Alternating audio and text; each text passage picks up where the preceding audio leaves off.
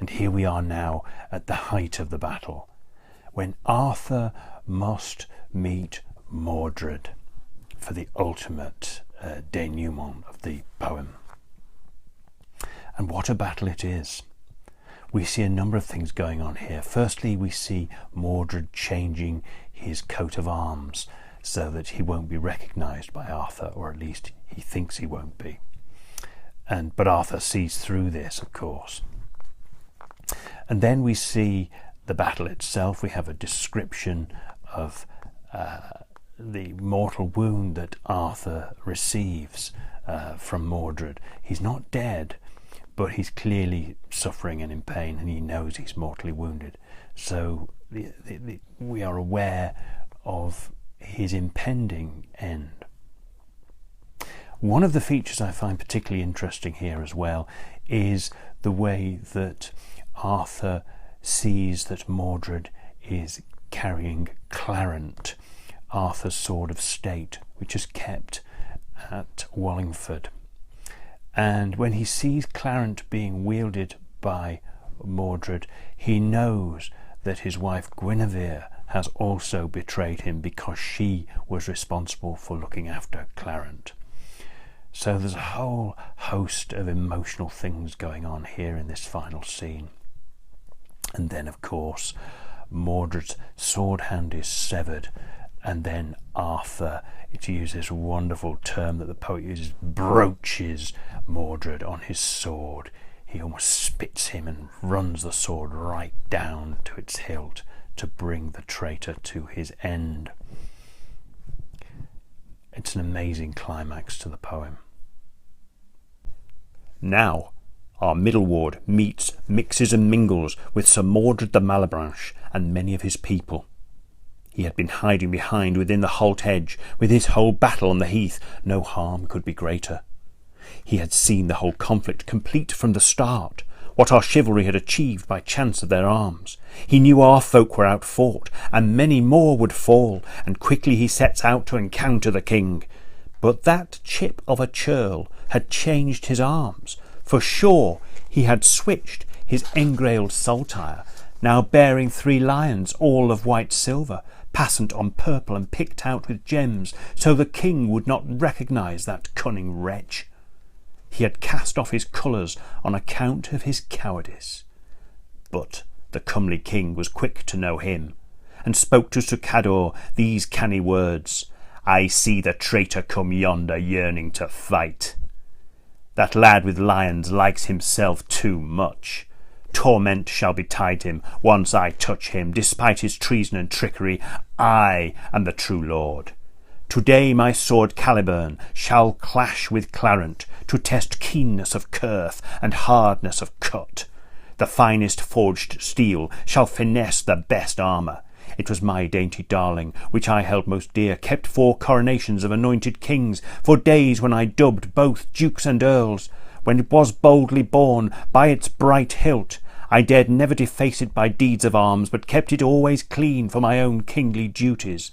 But now Clarent is unclad, which is crowned king of swords.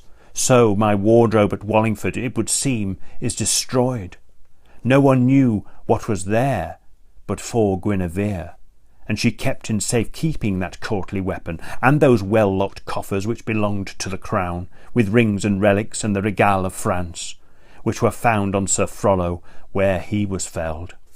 Then Sir Merac, in melancholy, moves on that man quickly, and with a mauling mace strikes him with might. He bursts asunder the border of his bassinet, so that shining red blood runs over his byrnie. The noble blanches with shock, and all his semblance changes. Yet, like a boar held at bay, he boldly strikes back. He brings out that broadsword, bright as any silver, that belonged to Arthur and once to Uther his father, that was wont to be kept in the wardrobe at Wallingford. Thus that dire dog attacked with such deadly dints, that the other withdrew in dread, and dared do no more. For Sir Merac was a man, much marred by age, and Sir Mordred was mighty, and a man in his prime. Come anyone in the compass, call him knight or other, of the swing of that sword he would sweat his life blood. Our prince presses in fast, perceiving of this, and strikes into the struggle by the strength of his hands. He meets with Sir Mordred, mouthing with violence, "Turn, untrue traitor, your fortune retreats. By great God, you shall die by dint of my hands. No warrior on earth shall rescue or reach you." The king, wielding Caliburn, knightly strikes him, cutting off clearly one corner of his shield, and surely slices his shoulder with a gash of 6 inches, so that shining red blood showed on all the chain mail. He shudders and shakes and shrinks back a little, but then sharply shoots forward in his shining armour. The felon with that fine sword then strikes afresh, and in a flash on the far side cuts through the fillets and through the jupon and jerkin of gentle chain mail. That fellow fetched him a flesh wound some 1/2 foot long. That dread deed was his death blow. No sadness would be greater if that doughty one died, unless God deemed to save him. Yet with Caliburn his sword he strikes back like a knight. Recovering quickly, he attacks shield first, and he swipes off the sword hand as he sweeps by. Just an inch from the elbow he chopped it clean off. His foe sways on the greensward in a falling swoon.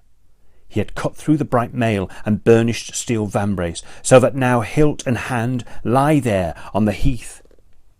Then freshly that fellow lifts his foe from his feint, broaches him on the broad blade right to the bright hilt. So blade broached and trembling, he braces himself for death. "In faith," said the fading king, "I feel no sorrow that ever such a false thief should have such a fine end." When this fight was finished, then that field was won, and the false folk in the field are all left to their fate. To a forest they fled, and fell in the groves, and fierce fighting folk followed after them, who hunt and hew down all those heathen dogs, and murder in the mountains the knights of Sir Mordred. No chieftain or child knight achieved an escape, but were chopped down in the chase, and cheaply too. But then Sir Arthur finds later the bodies of Sir Uwaine and Eric the most admirable, and other great lords. He lifts the corpses of Sir Cador, consumed by heartbreak, Sir Clegius, Sir Cleremond, these clean men of arms, Sir Lot and Sir Lionel, Sir Lancelot and Lois, Marac and Menaduke that ever were mighty. With languor in that field he lays them together, looked on their lifeless forms, and loudly cries in lament, as a man who loathed life and was lost to all mirth. Then, as if mad, he stumbles, and all his strength fails, lifts his eyes high aloft, and all his look changes. Then down he sways swiftly and falls in a swoon, clambers back on his knees, and cries full often, "O most comely crowned king, I am left crushed by sorrow. All my lords in this land are laid low and brought under, that you gifted and granted me through your own grace. By the might of their hands was my monarchy maintained, those who made me majestic and master on earth. In these terrible times was this trouble reared by a traitor who took away all these my true lords. Here rests the rich blood of the Round Table, ripped apart for a rubcock. All is now in ruins. I am alone in this house now, helpless on this heath, like some woeful widow who wants her man back. I shall wail curses and weep and wring my hands for my wisdom and worship that have flown away. I take leave at the end of all my great lords. Here is the blood of the Britons, bled from such life, and now, in the juice of this day, all my joy is ended." Then all the remnants of the Round Table rally, and all of them ride to their royal ruler.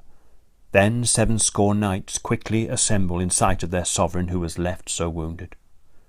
Then that crowned king kneels and cries out loudly, "I thank you, God, for your grace and your good will that gave us virtue and wisdom to vanquish this man and granted us to be greater than his grandiose lords. You never soiled us with shame, nor tarnished us with dishonour, but made us overlords always above all other kings. We have no leisure time left to look for other lords, for that loathsome lad has lamed me sorely. Let us go now to Glastonbury. No more I gain here. There we shall rest and remain while our wounds recover. Let dear God be lauded for this day and its deeds, who has deemed us the destiny to die in our own land. Then all wholly at once they hold to his behest, and gallop to Glastonbury, going by the best road. Enter the Isle of Avalon, where Arthur alights, and make for a manor there, for he might go no further. A surgeon of Salerno inspects his wounds, and the king sees himself that he cannot be saved. So he soon said these words to his closest retinue. Please call a confessor for me, who carries Christ with him. I must in haste take the housel, no matter what happens.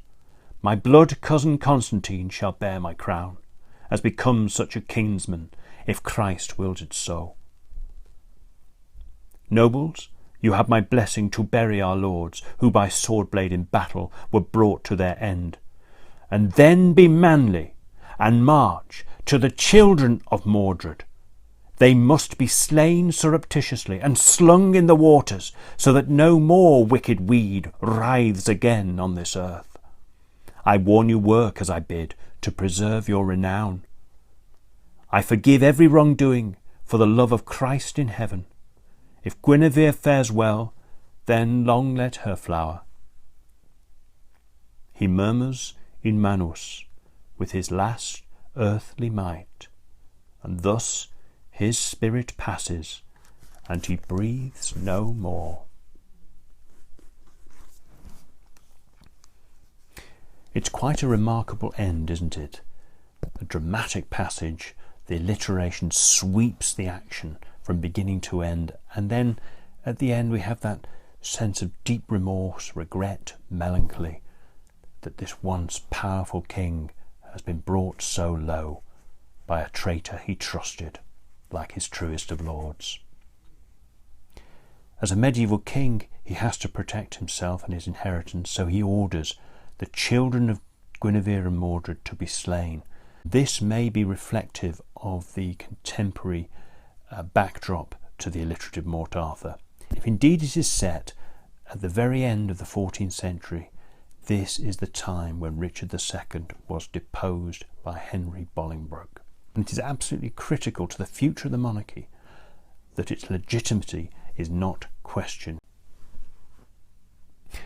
I do hope you enjoyed this reading from my translation of the Alliterative Morte Arthure, King Arthur's Death. The book will be published in February 2021.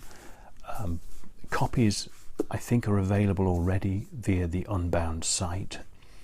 I really hope you enjoy reading it as much as I've enjoyed translating and illustrating it. I'm currently working on the third book in my series of alliterative romances from the 14th century, a translation of William of Pallerne, referred to by Sir Frederick Madden, the paleographer in the 19th century, as the Romance of William and the Werewolf. This is altogether different from the Alliterative Morte Arthure, and indeed from Sir Gawain and the Green Knight. It's almost a truer medieval romance in the manner of having distinct, almost stereotypes of the damsel in distress, the fair unknown character, but it deals with fundamental issues affecting medieval society, inheritance, marriage between different dynasties, and also curiously shows the power of women over and above fathers who would rather have them do something else than what they choose. A fascinating romance, translated originally from French into English in the 14th century for Humphrey de Bohun, a connoisseur of literature at that time.